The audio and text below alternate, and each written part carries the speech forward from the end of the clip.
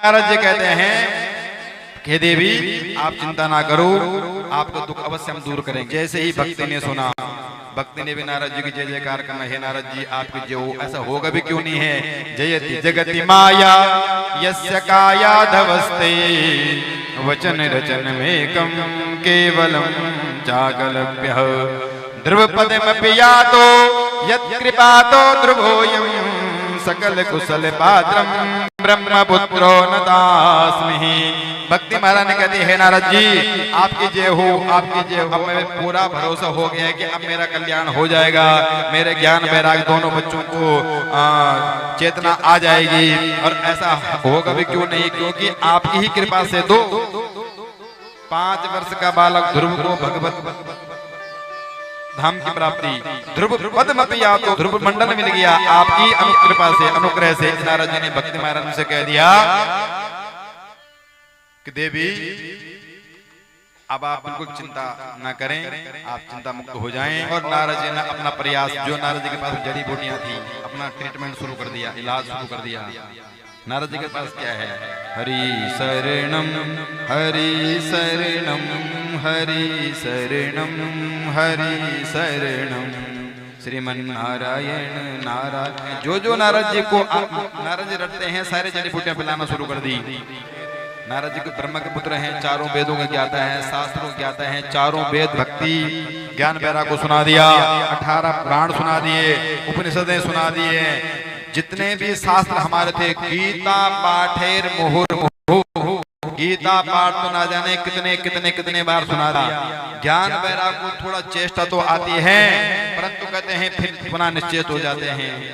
अब नारद जी शोक में पड़ गए कि भाई मेरे पास तो जो भी जड़ी बूटियां थी सब चटा दी, इनको थोड़ा सा चेतना तो आ रही है, फिर वहीं उड़ के जा रहे हैं, अब क्या किया जाए।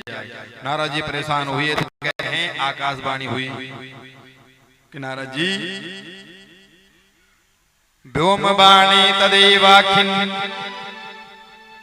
भोन्मया ऋषिखिद्यता उद्यमः सफलस्तेयं भविष्यति न संशयः एतदर्थं तु सत्कर्मः सुरसेतुं समाचरेत्।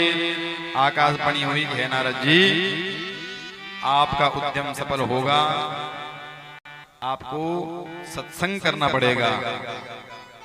और ये सत्संग आपको कोई संत बताएगा।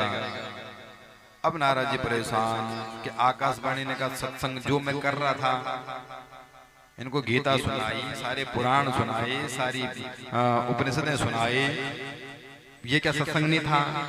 यदि इसको सत्संग नहीं बोलते तो सत्संग क्या होता? और कोई संत आपको बताएगा ना, उस संत का नाम बताया। अब नारद जी चले, जो भी नामी है, विद्वान, परम ज्ञानी, परम वैष्णव, परम भक्त भगवान के, उन सभी के आश्रम में जो भी मिलते हैं, बाबा जी प्रणाम, क्या आपको सत्संग के बारे में पता है? कोई तो कहते नारद जी आप ब्रह्म के बेटे हैं, सारे शास्त्रों को ज्ञाता है, और जो स्पेशलिस्ट डॉक्टर हो, किसी झोले छाप डॉक्टर से पूछे तो कोई बताएगा। नारद जी आप तो जो है ब्रह्म के बेटे हैं, संतनी परम संत हैं, और आप हमको पूछ रहे हैं नारद जी। किसी को तो मजाक लगा कि नारद जी ऐसे पूछ रहे हैं, मुंह के भूत भूत बुलाए अपने इज्जत बचाने के लिए। किसी संतों ने कह दिया बारे में आप बता देते, लेकिन हमारा मौन है। आजकल यूं करते करते किसी की हिम्मत नहीं होती कि नारद जी को सब बारे में कोई ज्ञान दे, क्योंकि सबको पता है नारद जी तो परम विद्वान हैं, ब्रह्म के बेटा, सारे वेद शास्त्रों के ज्ञाता, और वो हमसे पूछ रहे हैं सत्संग। इनको पता नहीं सत्संग क्या होता। तो कहीं कोई समाधान नहीं मिला। नारद जी चलते चलते त्रिकाश्रम में पहुंच गए। यहाँ पर सनक, सनंदन, सनातन, संत कुमार आदि 4 भाइयों से मुलाकात हुई। तब नारद जी कह रहे हैं कि हे ऋषियों, आपने मेरा दुख का कारण पूछा कि आपके चेहरे में मलिनता, आप दुखी क्यों हैं। नारद जी अपना सारा वृतांत रख रहे हैं। अब आप महाराज, अब आप ही बताओ कि मुझे ऐसा क्या करना चाहिए। तब चारों भैया कहते हैं नारद जी आप परेशान ना हो, इसका समाधान हम आपको बता देते हैं। कौन सा समाधान? मा चिंतम कुरु देवर्षि हर्षं चित्ते समावह उपाय सुख साध्योत्र वर्तते पूर्व एव हि श्रीमद्भागवतालापः सतु गीता सुखादिभिः। हे नारद जी, आप श्रीमद्भागवत का वाचन कीजिएगा, इससे ही ज्ञान वैराग भक्ति महारानी के दुख की निवृत्ति होगी। नारद जी आश्चर्यचकित हैं कि भागवत का पाठ, भागवत गीता वेदों का ही सार है। जब मैंने वेद सुना दिए, अब भागवत से क्या होगा?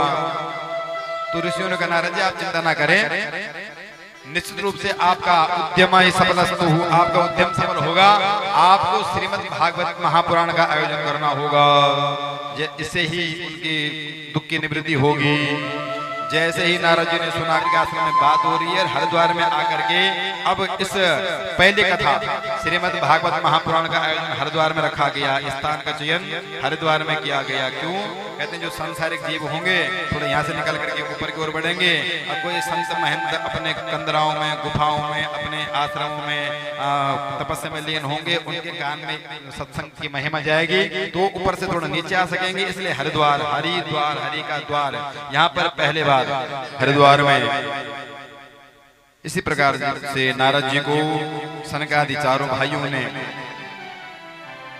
भागवत महापुराण सुनाया, इसका वाचन किया, कथा श्रवण पान हुई। वैसे ही क्या देखते हैं, ऋषियों ने, महर्षियों ने, भृगुर वशिष्ठ वन्या मेधातिथिर देवल देवरात हो रामस्तथा गादसुतस्य बालः।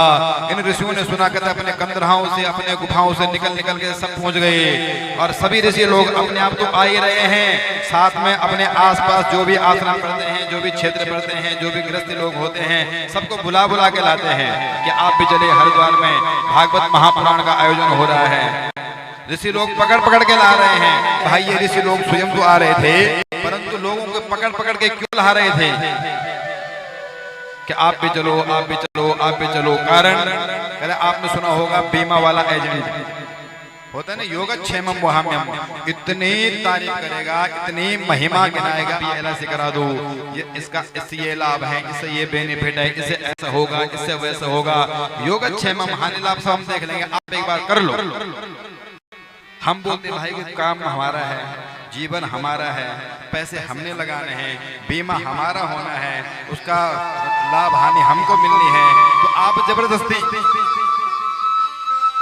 इतने इतने इतने फायदे आप क्यों गिना रहे हैं? भाई वो फायदा तो आप ही का करा रहा है, परंतु उसका भी कुछ अंश उसमें जुड़ा हुआ है। इसलिए उसी प्रकार से कहते हैं ये ऋषि लोग, ये महर्षि लोग, वशिष्ठ, भृगु, गौतम, मेधातिथि आदि समस्त ऋषिगण जो है सभी लोगों को एकत्र करते हुए हरिद्वार में लाते हैं। क्यों?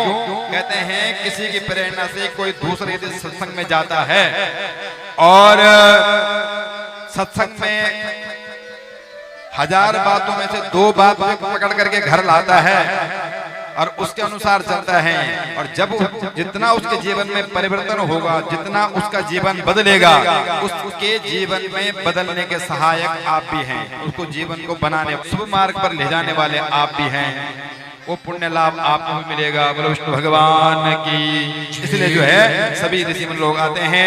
हरिद्वार में भव्य दिव्य महा आयोजन चलता है और जैसे ये आयोजन चलता है वहाँ क्या देखते हैं, भक्ति सुतो तरुणो गृहीत्वा प्रेमा करूपा सहसा विरासित श्री कृष्ण गोविंद हरे मुरारे नाथे नामानि मुहुर्वदन्ति। दाता थैया करती हुई ज्ञान वैराग्य के साथ भक्ति महारानी वहां पहुंच गई और नृत्य करने लगी और साथ में संतों को बोलने की अब हम किधर जाएं, कहाँ बैठे। तो नारद जी ने कहा जितने भी यहाँ पर ये भक्त बैठे हैं आप सभी के हृदय में बैठ जाइए। सकल भुवन मध्य नृतनास्ते धन्यः निवसति हृदय तेषां भक्ति सूत्रोपनत्वः हरिरपि निज लोकं सर्वथा तो विहाय प्रविशति हृदय तेषां भक्ति सूत्रोपनत्वः। भक्तों के हृदय में भक्ति महारानी का वास हो गया। जब ये आश्चर्य नारद जी ने देखा तो कह दिया कि भक्ति महारानी ज्ञान वैराग्य के साथ में इस भागवत महापुराण से या सत्संग लाभ से सबके हृदय में विराजमान हो सकती हैं। और यदि भक्ति महारानी आपके हृदय में आ गई तो अब मानो कि भगवान दूर नहीं है। भगवान जब भी आते हैं भगवान के गण हैं ये, शुभ लाभ दया धर्म परोपकार पवित्रता पात्रता स्नेह करुणा ये सारे भगवान के गण है। पहले इनको भेजते हैं। ये खबर जब आप प्रधानमंत्री को बुलाओ तो पहले तो प्रधानमंत्री आएंगे नहीं, पहले निरीक्षण परीक्षण होगा, उसके बाद बॉडीगार्ड के साथ में फिर पहुंचेंगे। पहले जब यहाँ से सिग्नल मिलिए भगवान के गण हैं दया स्नेह पवित्रता पात्रता दिए जाते हैं कि पहले आप जो भक्त हमें पुकार रहा है उसके हृदय में देखो जगह है कि नहीं। भगवान कहाँ बैठेंगे, कहाँ बुलाएंगे, मंदिर में तो मूर्ति है, मानो तुम गंगा जल, वो तो भगवान बैठते हैं भक्त के हृदय में। पहले भगवान भेजते हैं इन दया धर्म को आप जाकर देखो, परंतु वो देखते हैं तो यहाँ तो हाउसफुल सिटी नहीं, किससे फुल है। वो देखते हैं यहाँ तो राग भरा हुआ है, दोष भरा है हृदय में, राग द्वेष छल कपट लोभ लालच तृष्णाएं व्यभिचार, इस प्रकार से दुनिया भर की प्रवृत्ति। पहले तो यही मना कर देते हैं कि महाराज इतना फुल है कि आपके वहां जगह ही नहीं। तो भगवान फिर भक्ति महारानी को भेजते हैं कि आप जाइए। और देवताओं से ज्यादा बढ़िया देवियों को साफ सफाई करनी ज्यादा अच्छी आती है।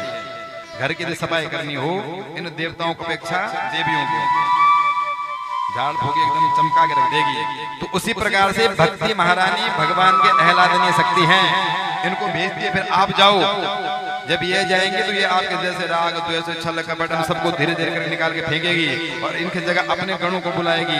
दया स्नेह पवित्रता पात्रता दया धर्म परोपकार ये शुभ विचार शुभ भावनाएं सत्संग की प्रवृत्ति, भाई मन वृत्ति आएगी मन में तब तो काम होगा। मन ने किया चलो कथा हो रही है चले आए, मन करेगा बोले नहीं क्या वही कथाएं वही टीवी में आ जाती हैं क्या करें जाके। तो मन एव मनुष्याणाम पाप बंध कारणम, तो भक्ति महारानी इस मन को मोड़ेगी। अब मन को ये सारे इनमें मन का लगना बड़ा मुश्किल है, असंभव है। कई बार हम बताते हैं जितना समय आप जो है सत्संग में बैठे हैं इतने समय पिक्चर हॉल में जाके बैठ जाओ, वहां तो हमारा मन बड़ा लगता है कि वाह वाह वाह, क्योंकि मन से बैठे हैं। और ये भक्ति ये सत्संग इनमें मन का सबसे रोना मन का है। मन कहते उठो चलो, पहले तो जाओ ही नहीं, घर से बुलाता ही नहीं, बोले मत जाओ सो जाओ लेट जाओ क्या करोगे जाके। अच्छा आ भी गया तो फिर बोलता चलो हो गया चलो। तो इसको ठीक करने के लिए सत्संग है और भगवान सत्संग लायक बनाने के लिए सत्संग में बिठाने के लायक बनाने के लिए भक्ति को भेजते हैं। भक्ति महारानी भगवान की आह्लादनीय शक्ति मां मंगा है, भगवान की पटरानी है। तो ये हृदय में आकर के उसको दूर करेगी, निर्मलता भरेगी, तब भगवान को बुलाएगी आइए। और जिसके हृदय में भक्ति महारानी आ गई उससे भगवान दूर है नहीं। भगवान को फिर पास में ही मानो। कृष्ण भगवान की, वृंदावन बिहारी लाल की। इसलिए कहते हैं धन्य ओ भक्त हैं जिनको सत्संग लाभ मिलता है, धन्य ओ भक्त हैं जो भगवान की भक्ति में लीन है। हरि नाम